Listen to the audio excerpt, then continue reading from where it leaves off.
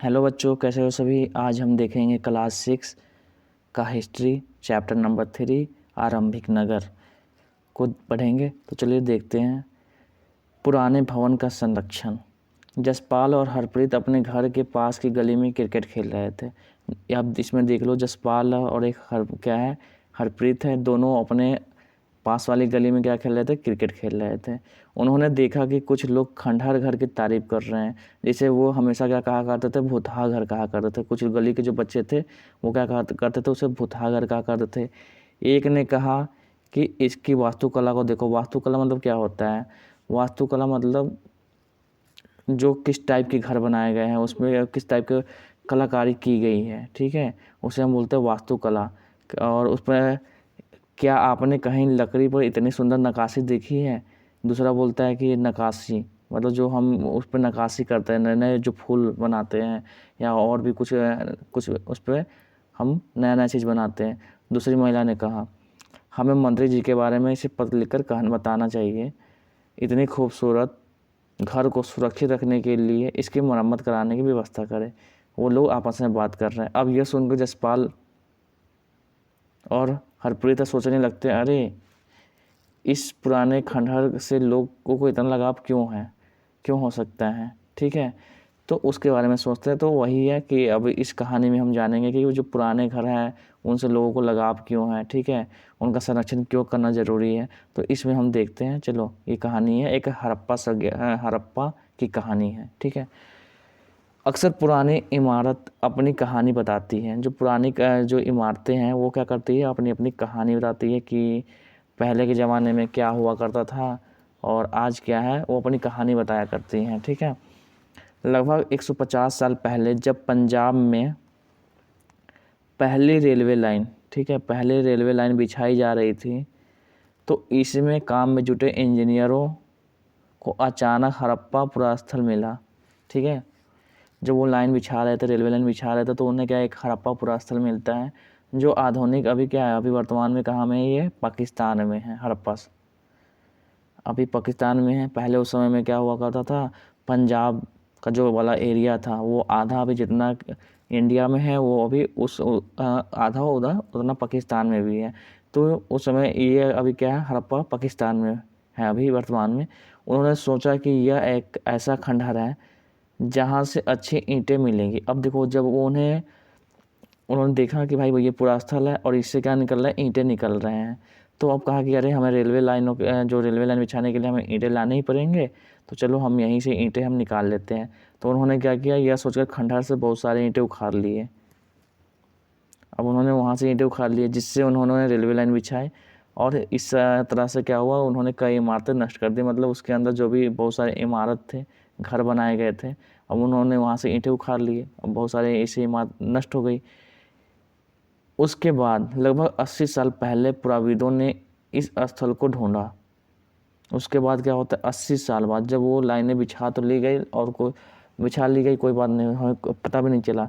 लेकिन 80 साल बाद क्या होता है, कुछ पुरातत्वविद आते हैं। पुरातत्वविद मतलब जो आर्कोलॉजिस्ट होते हैं, जो पुरानी चीज़ों के को देखकर पता करते हैं कि ये इसके बारे में खोज करते हैं, पुरानी चीज़ों के बारे में, हम बोलते हैं पुरातत्वविद, ठीक है। ढूंढा और पता चला कि यह खंडहर उपमहाद्वीप के सबसे पुराने शहरों में से एक है। जो हमारा उपमहाद्वीप है, ठीक है, महाद्वीप तो सभी को पता है, महाद्वीप कितने हैं, 7 हैं, ठीक है। और ये उपमहाद्वीप मतलब सब कॉन्टिनेंट है। महाद्वीप का ही जो पार्ट होता है उसे सब कॉन्टिनेंट बोलते हैं।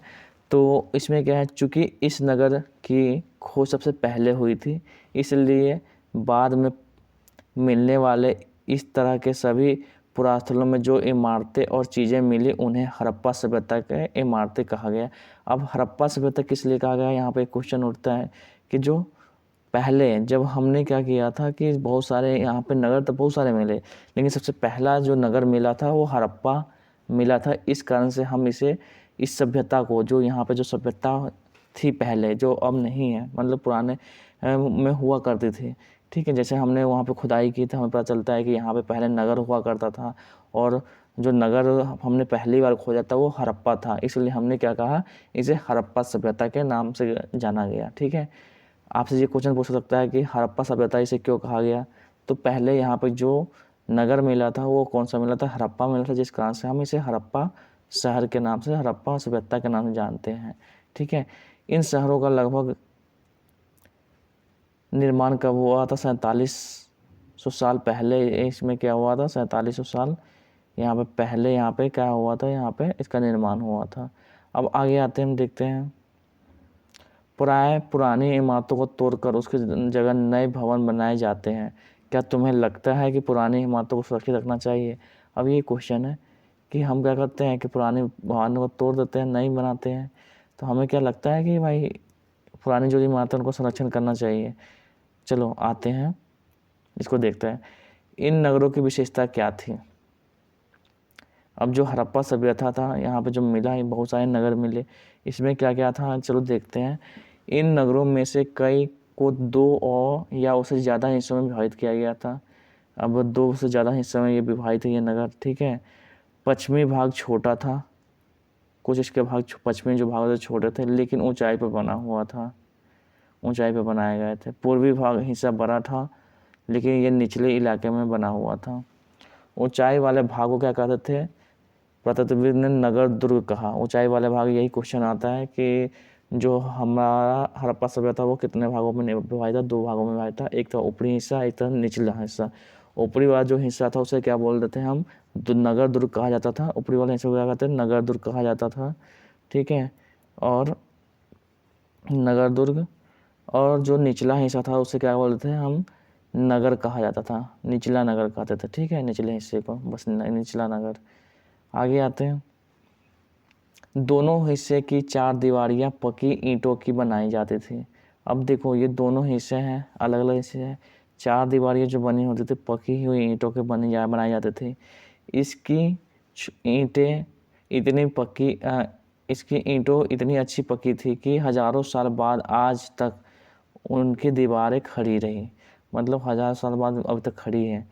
दीवार बनने के लिए ईंटों की चिकनाई इस तरह से करते थे जिससे कि दीवारें खूब मजबूत रहें। मतलब वहाँ पर चिकनाई भी की जाते थे। अभी तक समझ में आपको आया होगा कि जो हड़प्पा सभ्यता था इसे 2 भागों में विभाजित किया गया था, एक ऊपरी हिस्सा, एक है निचला हिस्सा। ऊपरी हिस्सा था क्या? हमारा नगर दुर्ग कहलाता था, और जो निचला हिस्सा था उसे निचला नगर बोलते थे। ठीक है, आते हैं, कुछ नगरों के नगर दुर्ग में कुछ खास इमारतें बनाई गई थी। जो ऊपरी हिस्सा था, जो नगर दुर्ग है, उसमें क्या तो कुछ खास इमारतें बनी हुई थी। मिसाल के तौर पर जो मोहनजोदड़ो है, ठीक है, मोहनजोदड़ो से खास तालाब बनाया गया है, वहाँ पे एक खास तालाब बनाया गया है। ठीक है, दूसरा क्या है जिसे पुरातत्वविदों ने महान स्नानागार कहा। तो आपसे ये पूछ लिया जाता है कि जो महान स्नानागार है वो कहाँ से मिला है? तो हमें मोहनजोदड़ो से मिला है, और ये कौन से हिस्से में? ऊपरी वाले हिस्से में है। इस तालाब को बनाने में ईंट और प्लास्टर का इस्तेमाल किया गया था। इसमें पानी के रिसाव को रोकने के लिए, मतलब ईंट को जो लगाया गया था वो किससे लगाया था? प्लास्टर से। प्लास्टर जो होता है जिसके कारण क्या होता है कि चिपक जाए। इसमें पानी के रिसाव को रोकने के लिए प्लास्टर के ऊपर चारकोल भी के पर चढ़ाई गई थी। अब देखो समझ में आ रहा होगा। अब यहाँ पे जो स्नानागार बनाया गया, तालाब जो बनाया गया था, पहली बात जो वहाँ पे जो पत्थर थे उन्हें क्या किया था? प्लास्टर से उसे जोड़ा गया था। प्लास्टर के बाद वहाँ पे जो पानी के रिसाव को रोकने के लिए क्या चारकोल लगाई गई, चारकोल के ऊपर चढ़ाई गई थी। ठीक है, इस सरोवर में 2 तरफ से उतरने के लिए सीढ़ी आती, मतलब दोनों तरफ से क्या आती? सीढ़ी आती। मैं अभी दिखाता हूँ यहाँ आपको, यहाँ पे होगा कहीं, ये है। ठीक है, मतलब ये है जो विशाल स्नानागार है, ये महान स्नानागार यहाँ पे आपको दिखाई दे रहा होगा, ये स्नानागार है। पहली बात तो यहाँ पे ईंटें ऐसे प्लास्टर से जोड़ के बनाई गई थी। ठीक है, अब इसमें रिसाव को रोकने के लिए यहाँ पे क्या था कि चारकोल की परत चढ़ाई गई थी। दोनों तरफ से उतरने के लिए यहाँ पे सीढ़ियाँ हैं, देख लो, ये सीढ़ियाँ बनाई गई थी। आगे और देखते हैं और क्या क्या था इस स्नानागार में। सीढ़ियाँ बनाई गई थी और चारों ओर कमरे बनाए गए थे। चारों ओर कमरे बनाए गए थे, मतलब यहाँ पे देखो, यहाँ भी कमरे, ये सब चारों ओर क्या था? कमरे बनाए गए थे सब जगह। बीच में ये हुआ करा था स्नानागार। नेक्स्ट हम देखते हैं, चारों ओर कमरे बनाए गए थे। इसमें भरने के लिए पानी से कुएं निकाला जाता था, पानी कुएं से निकाला जाता था, ठीक है। अब इसको भरने के लिए क्या कहता था, कुएं से पानी निकाला जाता था। उपयोग के बाद इसे खाली कर दिया जाता था। अब क्या कर लिए हमने, हमने क्या किए कि नहा वहा लिए, हमने इसे एक बार भर दिया, फिर नहा लिए और फिर बाद में इसे खाली कर देते थे। मतलब अभी नहीं, जब हम इसका पूरा उपयोग कर लेते थे तब। उपयोग के बाद इसे खाली कर जाता था। शायद यह जो विशिष्ट नागरिक विशेष अवसर पर स्नान किया करते थे, मतलब यहाँ पे कोई पर्व त्यौहार है और वो मनाते थे तो वो क्या करते थे, स्नान करते थे, ऐसा माना जाता है। अभी और देखेंगे, यहाँ पे आगे आते हैं। कालीबंगा और लोथल जैसे अन्य नगरों में अग्निकुंड मिले हैं। जो कालीबंगा है और लोथल है, वहाँ से क्या मिले, अग्निकुंड मिले हैं। ये आपको याद रखना है। देखो, स्नानागार कहाँ से मिला, मोहनजोदड़ो से मिला है, ठीक है। और कालीबंगा और लोथल से क्या मिला, अग्निकुंड मिला है। जहाँ संभवतः यज्ञ किए जाते होंगे। हड़प्पा, मोहनजोदड़ो और लोथल जैसे कुछ नगरों में बड़े बड़े भंडार गृह भी मिले हैं। और वहाँ पे, यहाँ से हड़प्पा, मोहनजोदड़ो, लोथल, यहाँ से भंडार गृह मिले हैं, ठीक है। मतलब अनाज रखने के लिए जो भंडार गृह होता है वो मिला है। अब देखो, यहाँ पे हमारा जो कुछ हड़प्पा जो नगर है यहाँ पे जो दिखाए गए हैं, अब यहाँ पर देख सकते हो कि धौलावीरा कहाँ पे दिखाया गया। धौलावीरा यहाँ गुजरात में है। सूरकोटा भी गुजरात में है। लोथल भी गुजरात में। चानुद्रो ये राजस्थान में है। कालीबंगन, राखीगढ़ी का हरियाणा में है। तो ये से कालीबंगन, मोहनजोदड़ो ये है, ठीक है। मोहनजोदड़ो कहाँ पे, यहाँ पाकिस्तान में है। तो ये सब इसमें है। कुछ अभी जो आरंभिक नगर मैं अभी उसको अच्छे से दिखाऊंगा, रुक जाओ। ये नगर पाकिस्तान के पंजाब और सिंध प्रांत, तो भारत के गुजरात, राजस्थान, हरियाणा और पंजाब के प्रांत में मिलते हैं। इन सभी प्रांतों में से पुरातत्वविदों की अनोखी वस्तुएं मिली हैं, जैसे मिट्टी के बर्तन। अब जब हम इसमें खुदाई किया गया था तो और क्या क्या मिला, मिट्टी के बर्तन मिले।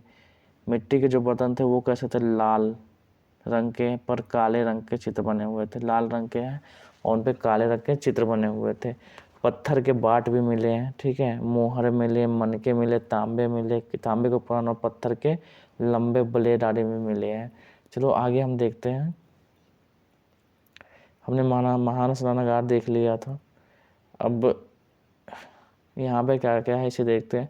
भवन, नाले और सड़कें, इतना तो समझ में आ गया है। चलो भवन, नाले और सड़कें कोई बात करते हैं कि इन नगरों के जो घर आमतौर पर 1 या 2 मंजिले हुआ करते थे। अब यहाँ पे जो घर बनाए जाते थे वो क्या हुआ करते थे, 1 मंजिल या 2 मंजिल होते थे। आंगन के घर के आंगन के चारों ओर कमरे बनाए जाते थे। अब जो आंगन है उसके चारों ओर कमरे बनाए जाते थे, ठीक है, चारों ओर। अधिकांश घरों में एक अलग स्नानागार भी होता था, वही स्नान घर, एक अलग स्नान घर भी होता था। और कुछ घरों में कुएं भी होते थे। मतलब कुएं किस लिए बनाए जाते थे, पानी निकालने के लिए वहाँ कुएं बनाए जाते थे। तो समझ में आ रहा है कि वहाँ पे जो नगर जो बसाया गया था, जितने भी घर थे चारों ओर, आंगन के चारों ओर घर हुआ करता था। जो घर हुए थे वो 1 महले या 2 मंजिले भी हुआ करते थे, ठीक है। और उनके बीच ये एक स्नान घर भी हुआ करता था, या और घरों के आंगन में एक कुआं हुआ करता था। अब देख रहे हैं, एक नगरों में ढके हुए नाले थे, कई नगरों में ढके हुए नाले थे। जो नाले थे वो ऐसे खुले हुए नहीं रखे थे, ढके हुए नाले थे। इन्हें सावधानी से सीधी लाइन में बनाया जाता था। जो नाले हुए थे एकदम सीधी लाइन में बनते थे। हर नाला में हल्की ढलान होती थी ताकि पानी आसानी से निकल सके, ठीक है। अब जो नाला बनाया जा रहा है उसमें ढलान नहीं बनाया जाता था, कि ऐसा नहीं कि कैसे ही बना दिए कि जिससे पानी निकल सके, अब आसानी से बच सके। अक्सर घरों की नालियों को सड़कों की नालियों में जोड़ दिया जाता था। मतलब जो घर से जो नालियाँ निकलते थे उन्हें सड़कों की नालियों में जोड़ दिया जाता था, जो बाद में बड़े नालों में मिल जाती थी। और ये जाके बड़े नालों में मिल जाते थे। अब बड़े नाले जाके कहाँ पे, अब नालों के ढके होने के कारण इनमें जगह जगह पर मेन होल बनाए गए थे। अब मेन होल किस लिए बनाए गए थे, अब नाला तो हमने बना दिया, अब मेन होल नहीं होंगे तो हम वहाँ से क्या करेंगे, गंदगी कैसे निकालेंगे, जो भी कचरा आएगा वहाँ पे मेन होल में रुक जाएगा, जिसके ज़रिए क्या होता था देखभाल और सफाई की जा सके। मतलब हम वहाँ से क्या करें, जो भी कचरा आया वहाँ मेन होल में रुक गया। मेन होल मतलब गड्ढे टाइप बनाए जाते थे वहाँ पे, और पानी ऊपर से बह के चला गया, तो वहाँ से हम क्या कर सकते थे, कचरा निकाल लेते थे। घर और नाले और सड़कों का निर्माण योजनाबद्ध तरीके से एक साथ ही किया जाता था, तो काफ़ी मतलब बहुत ही अच्छे ढंग से बनाया गया था, ये शहर बसाया गया था। अभी यहाँ पर वर्णित घरों और पिछले अध्याय में वर्णित घरों में तुम्हें क्या अंतर दिखाई दी, कोई 2 अंतर बताओ। आगे आते हैं, हम यहाँ देखते हैं। देखो यहाँ पे आप देखेंगे नगरीय जीवन।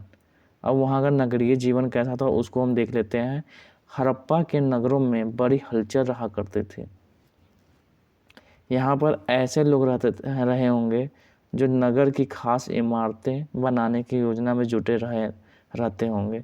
मतलब वो नए नए टाइप की इमारत बनाते थे। ये संभवतः यहाँ के शासक थे। हड़प्पा जो शहर था वहाँ पे अच्छे लोग रहते थे, और कहा जाता है कि जो यहाँ के शासक थे वो भी यहीं रहते थे। यह भी संभव है कि ये शासक लोगों को भेज कर दूर दूर से धातु, बहुमूल्य पत्थर, अनुपयोगी चीज़ें मंगवाते थे। शायद वो शासक लोग खूबसूरत मनकों तथा सोने चांदी से बने आभूषणों जैसी कीमती चीज़ों को अपने पास रखते होंगे। इन नगरों में लिपिक भी हुआ करते थे। लिपिक भी होते थे जो मुहरों पर लिखते थे। मुहरों पर जो लिखने वाले उसे क्या बोलते थे, लिपिक। ये याद रखना है। और शायद अन्य चीज़ों पर भी लिखते होंगे जो बच नहीं पाई। मतलब और भी चीज़ें लिखते थे। मुहर क्या होता था जो उस समय, यहाँ देखो ये कुआं का इसमें बताया गया कि कुआं कैसे है, यहाँ पे ये नालियों को बताया गया कि नालियाँ कैसी हैं। अब इसके अलावा नगरों में शिल्पकार स्त्री पुरुष भी थे। शिल्पकार भी थे जो क्या करते हैं, पत्थरों पर क्या करते हैं, पत्थरों पर नक्काशी करते, शिल्पकार बोलते हैं। ठीक है, जो अपने घरों या किसी उद्योग स्थल पर तरह तरह की चीज़ें बनाते होंगे। शिल्पकार जो थे अलग अलग चीज़ें बनाते थे। लोग लंबी यात्रा भी करते थे। अब बताओ लंबी यात्रा वो कैसे करते थे, वहाँ से उपयोगी वस्तु लाते थे और साथ ही लाते थे सुदूर देशों की किस्से कहानियाँ भी। मतलब और भी किसी दूसरे देशों से किस्से कहानी लाते थे। मिट्टी से बने कई खिलौने मिले। अब यहाँ से कुछ मिट्टी से बने हुए खिलौने मिले जिन्हें से बच्चे खेलते थे। अब चलो आगे आते हैं हम। सबसे ऊपर मोहनजोदड़ो की एक सड़क और इसमें बना नाला, ऊपर एक कुआं, बाईं और नीचे हड़प्पा की एक मोहर है। मतलब यहाँ पे यह क्या है, यहाँ पे इसे है ये, फिर यहाँ पे नाला बना हुआ एक कुआं है, ऐसे है इसमें दिखाया गया है। ठीक है, इस मोहर के ऊपर एक चिन्ह की एक खास लिपि है, जैसे ये मोहर है और इस मोहर पे यहाँ पे लिपि बनाई गई है। तो ये कौन सी लिपि, चित्रात्मक लिपि है, मतलब चित्र टाइप के इसमें बनाया गया है। ठीक है, आगे आते हैं, यहाँ देखते हैं वो महाद्वीप में पाए गए लेखन का, जो हमने कहा ना मिट्टी के जो खिलौने थे, ये मिट्टी के खिलौने हैं बच्चों के लिए। अब वो महाद्वीप में पाए गए लेखन का यह प्राचीनतम उदाहरण है। विद्वानों ने इसे पढ़ने की कोशिश की, लेकिन अभी भी यह पता नहीं चल पाया कि इसका अर्थ क्या है। दाईं और नीचे पकी मिट्टी के खिलौने हैं, ये देखो, ये मैं बता दें पकी हुई ईंटें के खिलौने हैं, मिट्टी के खिलौने हैं। अब आते हैं नगर और शिल्प। नए शिल्प की बात करते हैं, कौन कौन सी चीज़ें होते थे। नए शिल्प को देख लो। आओ अब कुछ ऐसी चीज़ों के बारे में अध्ययन करें जो हड़प्पा के नगरों से प्राप्त हुई है। हड़प्पा से कौन कौन सी चीज़ें मिली है उसे देख लेते हैं हमने। पुरातत्वविदों की जो चीज़ें वहाँ मिली हैं उसमें अधिकतर पत्थर, संग, तांबे, कांसे, सोना और चांदी जैसी वस्तुएं धातुओं से बनाई गई हैं। मतलब ऐसी चीज़ें मिली है। तांबे और कांसे से औजार, जो तांबा और कांसा उस समय क्या हुआ था, उस समय औजार, हथियार, गहने, बर्तन बनाए जाते थे उनसे। सोने और चांदी से भी गहने और बर्तन बनाए जाते थे। ठीक है, यहाँ मिली सबसे आकर्षक वस्तुओं में कौन से, मनके, बाट और फलक। मनके बाट, बाट क्या होता है, तौलने के जिसका लिए प्रयोग करते थे उसे बाट बोल देते हैं। और फलक है। अभी ये देखो यहाँ पे, अभी और भी दिखाएंगे आपको। यहाँ पे देखो, यहाँ पे ऊपर ये बाट कैसा है देखो, इसको दिखाते हैं हम। लिखा है पत्थर के बाट, देखो कितने ध्यान से और उपयुक्त तरीके से इन बाटों को बनाया गया है। इन्हें चट पत्थर से बनाया गया, ये बाट है। ठीक है, ये कौन सा है, बाट है हमारा। बाट तौलने के लिए प्रयोग किया जाता था उस समय, क्योंकि अभी हम 1 केजी 2 केजी का जो अभी प्रयोग करते हैं तो उस समय ये नहीं होता, बाट था उस समय। इन्हें शायद बहुमूल्य पत्थर और धातुओं के तौलने के लिए बनाया गया होगा। ठीक है, धातुओं को तौलने के लिए।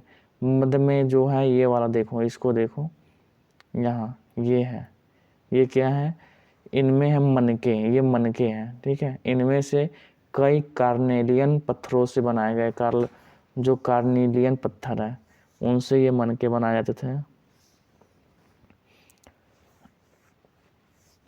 पत्थरों को काटकर और तराशकर मनके बनाए जाते थे। पत्थर को काटते थे, उसे तराशते थे, तब आकर ये मनके बनते थे। इनके बीच छिद्र किए गए थे ताकि धागा डालकर माला बनाया जा सके। अब जो ये थे पत्थर, मनके क्या है, इसको यहाँ पे तराशते थे पत्थरों को काट काट के, और बीच से एक उसमें वो छिद्र भी बनाए गए थे, जिससे क्या हो कि इसमें माला, रस्सी डालकर माला बनाया जा सके धागा डालकर। अब क्या है, मध्य में दाएं में देखो पत्थर के धारदार फलक, ये वाले फलक है देखो, यहाँ पे आपको दिख रहा होगा ये। ठीक है, फलक है।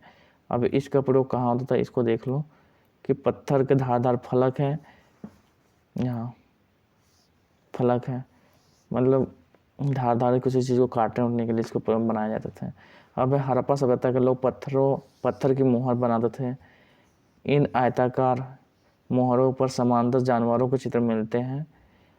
हड़प्पा सभ्यता के लोग काले रंग से डिजाइन किए हुए खूबसूरत लाल मिट्टी के बर्तन बनाते थे। ये भी लाल मिट्टी के बर्तन देखो, पृष्ठ नंबर 6 पे देखते हैं।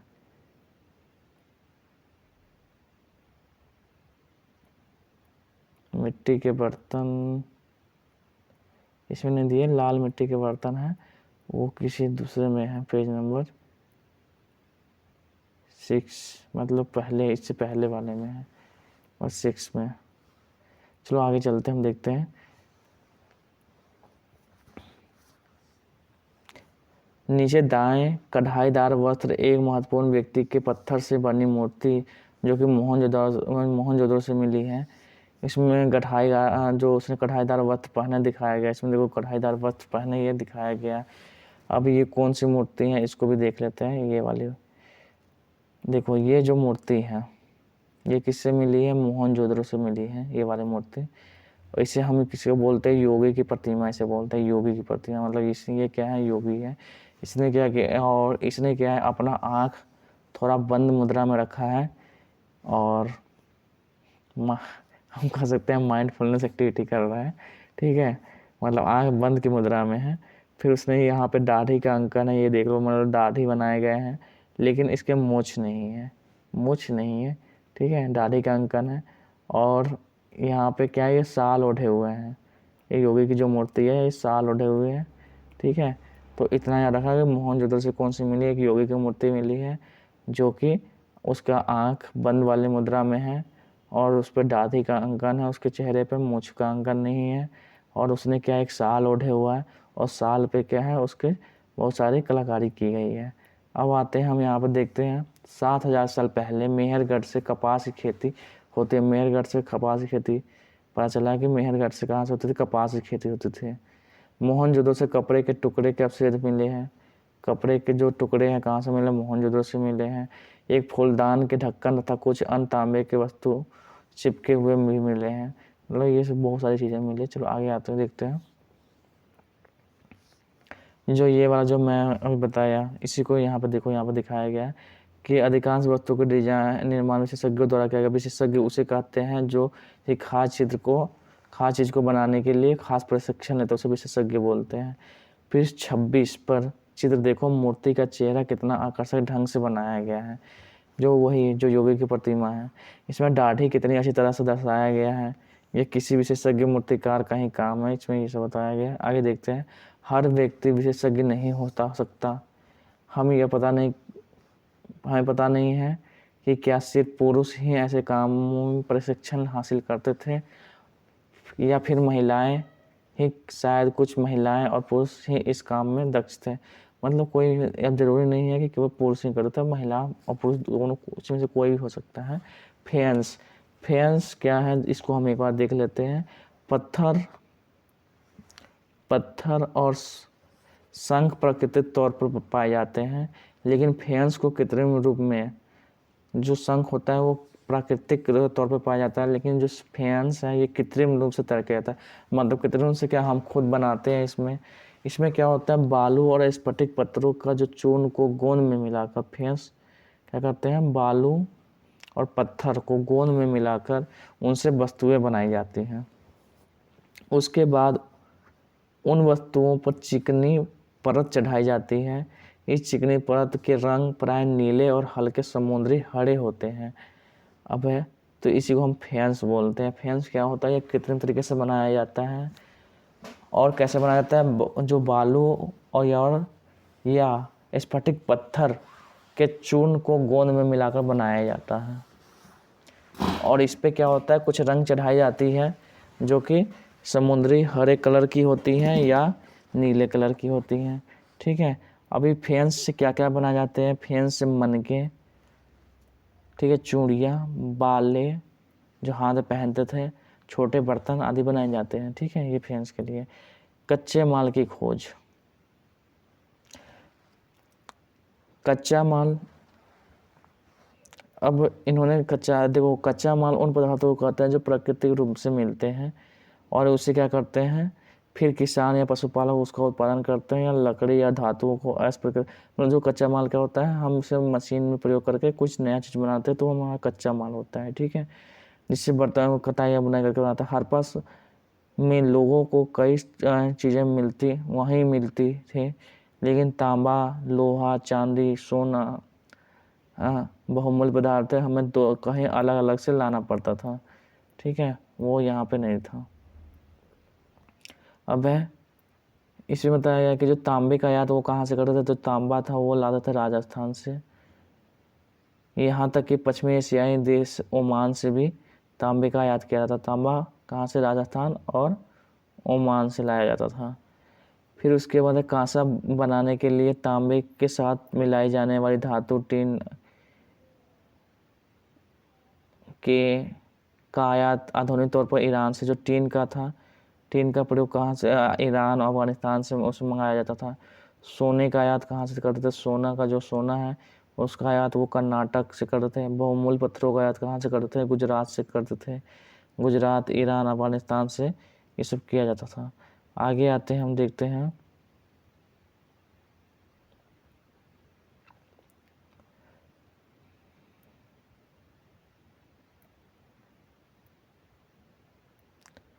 ये है कि चीज़ों को एक जगह से दूसरी जगह ले जाया जाता था। चित्रों को देखो, एक खिलौना है और दूसरा कि एक मोहर है, ये मोहर है। ठीक है, मोहर है, ये क्या है, खिलौना है। इसमें ये दिखाया गया। क्या तुम बता सकते हो कि हड़प्पा के लोग आयात के लिए किन प्रकार के साधनों का प्रयोग करते थे। ठीक है, अब आते हैं नगरों में रहने वाले लोग नगरों में रहने वालों के लिए भोजन वो क्या करते थे। भोजन के बारे में हम अब यहाँ से हम नेक्स्ट वीडियो में देखेंगे। ठीक है, आई होप इस वीडियो में आपको कुछ समझ में आया होगा। अगर समझ में आया है चलो,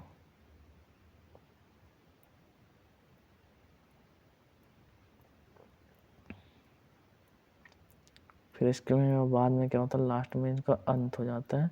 चलो नेक्स्ट वीडियो में देखेंगे।